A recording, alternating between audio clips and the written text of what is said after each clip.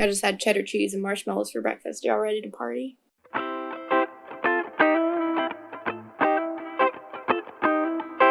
Hey, I'm Hannah. Today we're talking about how to write an argument scene. If you want to learn more after you've watched this video, I've also made one about how to write dialogue and how to write a fight scene. So both of those should be able to help you out with argument scenes as well. Today we're going to cover 7 general tips for writing arguments. Then we're going to do a live edit of one of my patrons' scenes to see how those tips might apply. As always, there are no right or wrong ways to write a story, and there will always be exceptions to every rule, but these are just some general guidelines. Tip number 1 is really straightforward. It's the first thing that you should consider whenever you're including an argument scene. You have to earn the argument. Readers need to be somewhat invested in your characters and what they're arguing about in order for the scene to be compelling to read. So you might wait on those argument scenes until your characters are established and your reader is able to feel the tension in the scene. If you open your novel with an argument scene between characters we don't know about something we don't care about yet, there just aren't enough stakes for the reader to care. Tip 2, both characters have to want something out of the argument. In an argument, they're both trying to win, so have a clear grasp of what each character is trying to get out of that interaction. You need to know their motivation. Now, there might be scenes where the reader doesn't know their real motivation. Maybe a character is projecting or blocking or lying, but you, the writer, should know what they want from it. Tip 3, understatement is great. Melodrama is just not as interesting. I see this problem a lot with new writers. They write scenes where people are screaming and every sentence ends with an exclamation point and all of the characters are throwing things and they just start out at 100%. And some people do scream in arguments, but you can't have every single argument scene start out at an absolute 10 because there's nowhere for it to go from there. There has to be room for escalation, and that's just not a very realistic kind of argument. Like, think about real life arguments. People are passive aggressive. They don't say everything that's on their mind. They lie. They misdirect. So an argument scene where everyone is screaming exactly what they mean just isn't interesting and it's not realistic. Tip 4, consider your character and their communication style. No one argues the exact same way, so think about how your character communicates. Are they level-headed and logical? Are they passive? Are they direct? Are they the kind of person that would bring up something really painful and personal to the other party in the argument? Are they drama queens? I said to avoid melodrama, but if you have a really theatrical character with a very short fuse, maybe they do throw a huge fit. There's no right or wrong way to write an argument scene, but it has to make sense for your character, so take their communication style into consideration. Tip 5, we love subtext. People don't always say everything that they mean, and they don't always mean everything that they say. Neither should your characters. Think about what's going unsaid. What are they lying about?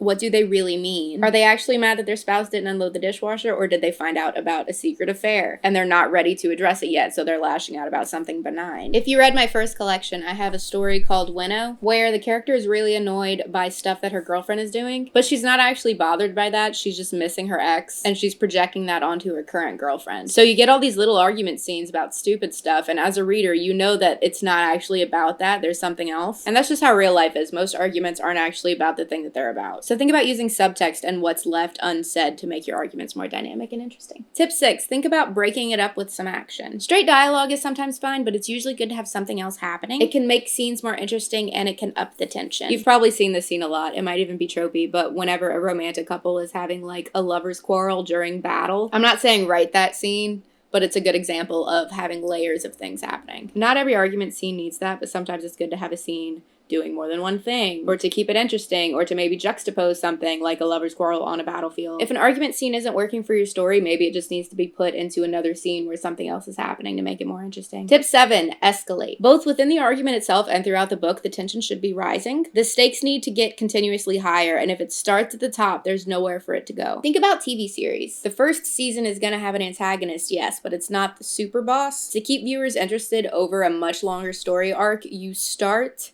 with a little obstacle. Then in the second season, it's a little higher, and the final season should be the boss battle. If you've seen Supernatural, they fight the devil pretty early on. And then where do they go from there? Nowhere. So they kill characters and they resurrect them over and over again. The stakes are erased because they already battled the biggest evil in that universe that existed, and the characters are pretty much accepted to be immortal. There are no stakes, so that series floundered around and lost most of its audience. There's a really similar show called Wynonna Earp that starts with smaller villains. They have the Revenants that she can shoot with her special gun that only she can wield. Later in the season, she kind of makes friends with some of them. So they started out as a good enemy, but then we slowly realize that there are bigger enemies in the world. We have the secret agency. She battles them, and then they kind of become an ally. And then there's Bobo, the king of the Revenants. And then there's the witch. She's harder to defeat. And then there's the sister wife witches, who are even harder to defeat. And then they resurrect their demon husband. The stakes grow higher. If they had started with the demon husband, they couldn't rewind later and go back to the Revenants because the audience wouldn't care. We've already defeated the big demon. So even though those stakes were high enough to keep us interested in the beginning, we've now progressed past that because we left the room for escalation. Watch Wynonna Earp is the point of this tangent. But anyway, don't start every argument scene with someone screaming and thrashing. Maybe it starts with a snippy comment and then they end up yelling. And yeah, maybe you'll have some scenes that start with someone getting punched in the face. But in general, you're going to want to leave room to escalate and keep it interesting. And even if you start a scene with someone running into a room and sucker punching somebody else, that scene should have something like emotional escalation. So maybe there was a big physical action right away, but then something more impactful is revealed later in the scene. There are other things that escalation can mean. It doesn't necessarily have to be physical, so keep that in mind. So earn the argument. Make the characters want something out of the argument. Keep it subtle. Keep your character's communication style in mind. Include subtext. Consider breaking the scene up with action and leave room to escalate, then escalate. Now we're going to look at a scene from one of my patrons to see how these tips might apply to a real story. If you'd like to submit your scenes for me to edit in a video, go to patreon.com/HannahLeeKidder. This scene is from Karina. Thank you, Karina. Wei paced outside her home, extending her sentences to Trio Sid. Of course, when she wanted to talk to him, he would disappear, but Trio Sid was hurt.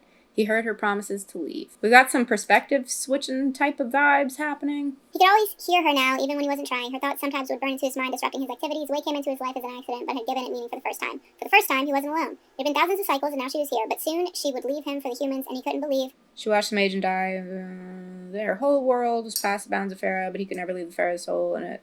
He could never cut himself. Okay, Karina is good at showing, but she does a show and tell sandwich. So she'll tell something and then show it really effectively and then tell it again. So I can promise all of this has already been established in the rest of the story, just knowing Karina as a person.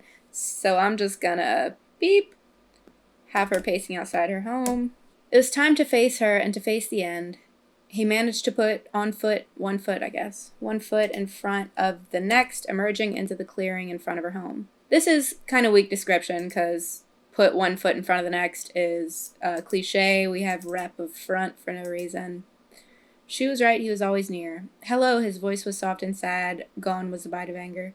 Why didn't you tell me that there were people like me to the south, she said in a raised voice, biting back her shout. So like I said, leave room for escalation. This is starting off really strong. I might have this a little softer at the beginning. Because they aren't like you, they aren't even like the northern tribe. Wei wasn't listening. You had no right to keep them from me.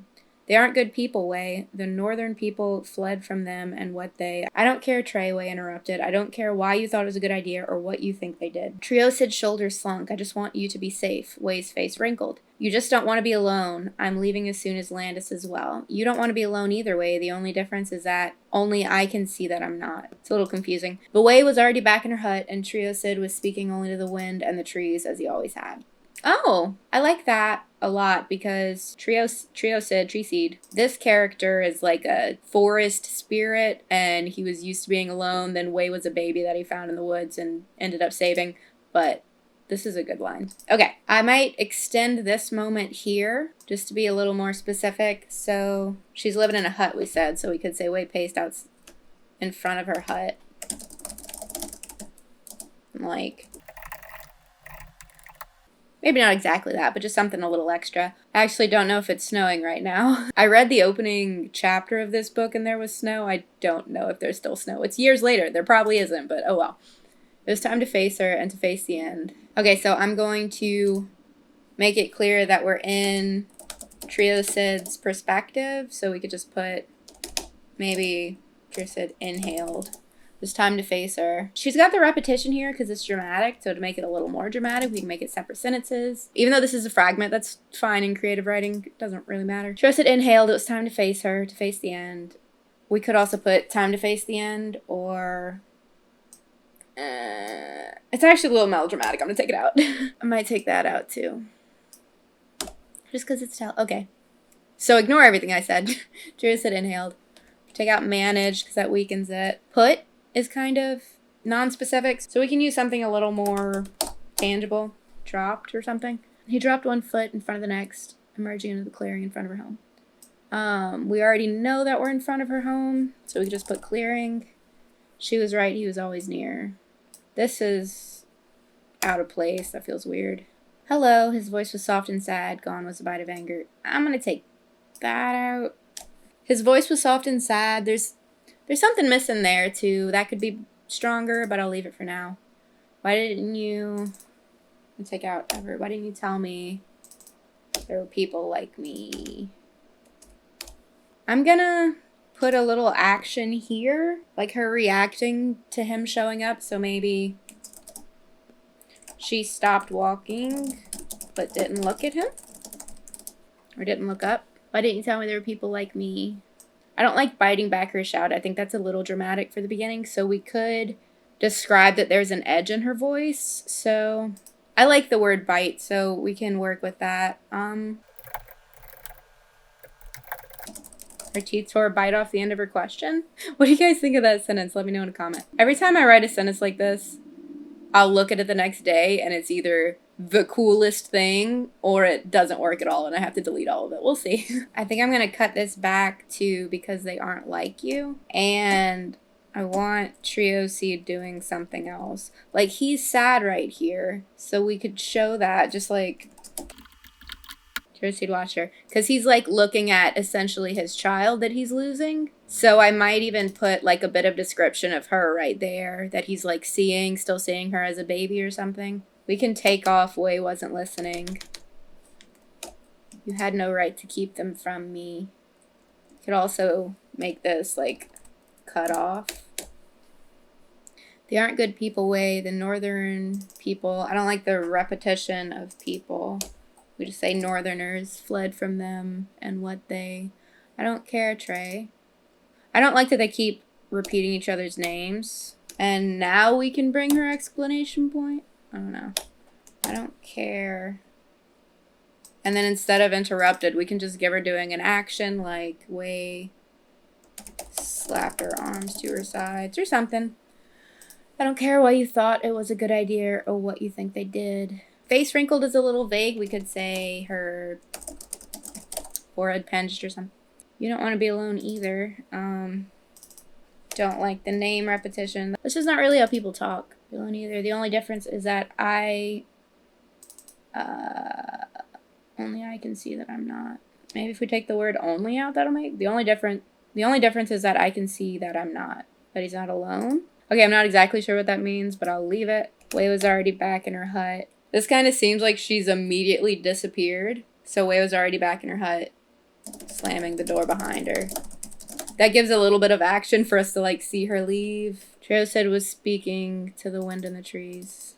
I like the wind in the trees, but I almost feel like either just having he was speaking to the wind or to the trees is a little crisper. I'm not 100% either way, but Trio Seed was speaking to the trees, as he always had. I like this, but I also think we could go without it, just because from knowing the rest of the story, it might be subtler without it. Trio Seed was speaking to the trees. Okay, so now we can see that they're kind of stressed and upset at the beginning, and she's trying to hold back a little bit, and then it escalates a little. She's yelling, and then she leaves and slams the door. So this has the escalation, the subtlety. It's a little less telly than the first version. And yeah, that's all I got. Hope it was helpful. Thank you for watching, and thank you to my patrons for sponsoring this video. If you want more writing help, check out my Patreon for perks like writing workshops and critiques and access to an exclusive All Writers Discord server. Speaking of, my patron Gloria just dropped her second short story collection, Lost Light. You can get it now for $1.99. Links are in the description. And here's a secret. If you buy it this week, you get her first collection for free. And the first collection has Mud, which is one of my favorite short stories I've